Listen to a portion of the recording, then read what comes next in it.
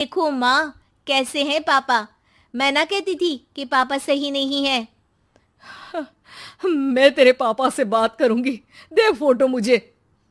ओ ओ माँ, वो तो डिलीट हो गई। लेकिन चल, तूने तो देख लिया ना। पापा से बाद में बात कर लेना। और हाँ, मेरा नाम बिल्कुल मत लेना, हाँ माँ।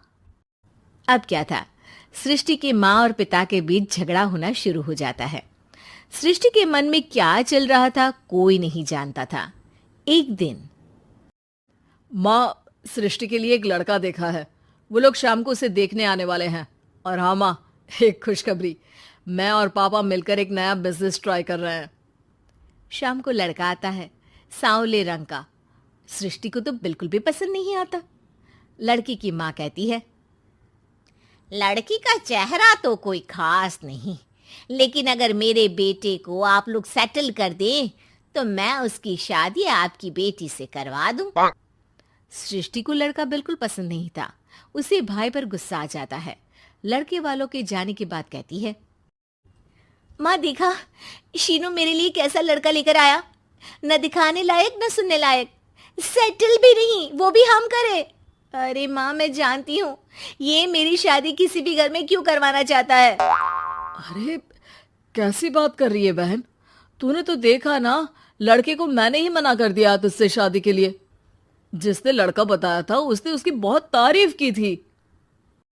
बात आई गई हो जाती है, लेकिन सृष्टि का मन शांत नहीं होता। क्या करूं, कुछ समझ में नहीं आ रहा। मेरी शादी हो गई तो ये लोग पूरी प्रॉपर्टी शीनू के नाम कर देंगे। मेरे हाथ तो कुछ लगेगा ही नहीं। तभी सृष्टि को आइडिया आता है। वो किसी वकील को फोन करती है। जी देखिए, अगर आपके मम्मी पापा का तलाक हो जाता है तो आपके पिता की आधी प्रॉपर्टी आपकी माँ के नाम हो जाएगी। फिर उसे वो किसी को भी दे सकती है। सृष्टि अब माँ को बेटे के खिलाफ भरती है। माँ, शीनू पर नजर रखा करो। वो जिस लड़की के प्यार में है ना, वो शादीशुदा है। यहाँ आएगी, सारा पैसा रुपया जमीन जायदाद सब हड़प लेगी। पापा का भी हाल तुमसे छुपा नहीं है। ऐसा ना हो कि मैं और आप एक दिन सड़क पर भीख मांगे। हे भगवान, मैं तो जीते जी मर जाऊंगी अगर ऐसा हो गया तो। ऐसा हो गया नहीं माँ, ऐसा ही होगा। अभी समय है, आगे का सोच लो। मैं तो कहती हूँ पापा से आधी प्रॉपर्टी लेकर अलग हो जाओ। पापा की आधी प्रॉपर्टी भी हम लोगों को अगर मिल जाती है ना, तो अगले 7 जन्म सफल समझो। बेचारी माँ बेटी के कहने पर पति से तलाक लेकर अलग हो जाती है। सृष्टि अब पैसों से गाड़ी और अपने दूसरे महंगे शौक पूरे करने लगी। उसके दोस्त भी उसके पैसे इस्तेमाल करते। सृष्टि, कल तुम कहाँ थी? मैं सारा दिन घर पर अकेली थी। तो मैं क्या करूं? मैंने ठेका तो नहीं लिया है ना तुम्हें संभालने का। माँ को सृष्टि से ये उम्मीद नहीं थी। वो बैठकर रोने लगती है। वहीं उसका पति यानी कि सृष्टि के पिता आ जाते हैं। मैं जानता था कि तुम्हारा यही हाल होगा, तो आपने मुझे रोका क्यों नहीं? मैं रोकता तो तुम रुकती क्या?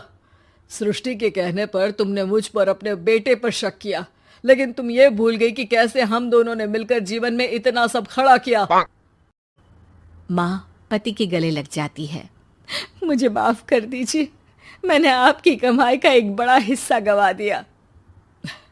कोई बात नहीं, तुम साथ हो तो मैं ऐसी 7 प्रॉपर्टी खड़ी कर दूंगा। तभी वहां सृष्टि आ जाती है रोते हुए। माँ, मयंक ने मुझे छोड़ दिया। वो बोल रहा था जब तक मेरे पास पैसे थे तब तक ही वो मेरे साथ था। पापा, माँ, मुझे माफ कर। If you like this story, then hit the like button and press the bell icon. Thank you.